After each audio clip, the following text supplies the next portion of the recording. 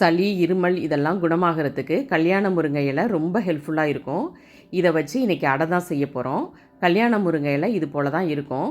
இதை எப்படி நம்ம யூஸ் பண்ணணும் அப்படிங்கிறத பார்க்கலாம். இதை முள் முருங்கைன்னு சொல்லுவாங்க.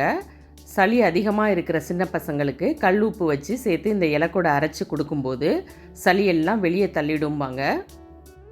இதில் இருக்கிற முக்கியமான இன்னொரு மருத்துவ பயன் என்னென்னா, ஸ்கின் டிசீஸ் உள்ளவங்களுக்கு கஸ்தூரி மஞ்சளோட இந்த இலையை சேர்த்து அரைச்சி பூசி வர்றப்போ ஸ்கின் டிசீஸ்லாம் கொஞ்சம் கொஞ்சமாக மறைஞ்சிரும்னு சொல்லுவாங்க.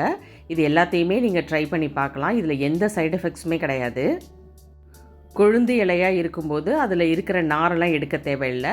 கொஞ்சம் முத்தின இலையாக இருந்தால் நடுவில் இருக்கிற நாரை எல்லாம் நீக்கிட்டு வெறும் இலையை மட்டும் ஆஞ்சி இது போல் எடுத்துக்கோங்க.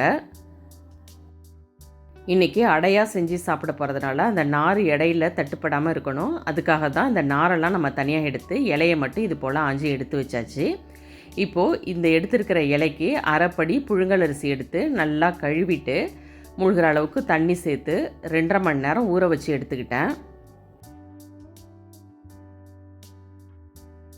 அரிசி நல்லா ஊறி வந்துருச்சு. இலையும் சுத்தமாக கழுவி எடுத்துக்கிட்டேன். இது ரெண்டையும் அரிசி பாதி இலை பாதியாக மிக்சர் ஜாரில் சேர்த்து அரைச்சிக்கோங்க. அரிசியும் இலையும் அரைக்கும் போதே மிளகும் ஜீரகமும் சேர்த்து அரைச்சிக்கலாம். இல்லைன்னா நீங்கள் அரிசியை அரைச்ச பிறகு மிளகுத்தூள் ஜீரகத்தூள் சேர்த்தும் மிக்ஸ் பண்ணிக்கலாம். நம்ம அடையாக பண்ணுறதுனால இந்த அளவுக்கு திக்கான கன்சிஸ்டன்சியில் அரைச்சி எடுத்துக்கோங்க. தேவைப்பட்டால் கொஞ்சமாக தண்ணி சேர்த்து அரைச்சிக்கலாம். பாருங்கள், இந்த அளவுக்கு இருக்குது மாவு. இது கூட 1 டேபிள் ஸ்பூன் ஜீரகத்தூளும் 1 டேபிள் ஸ்பூன் மிளகுத்தூளும் சேர்த்துக்கிறேன். தேவையான அளவுக்கு உப்பும் சேர்த்துருங்க.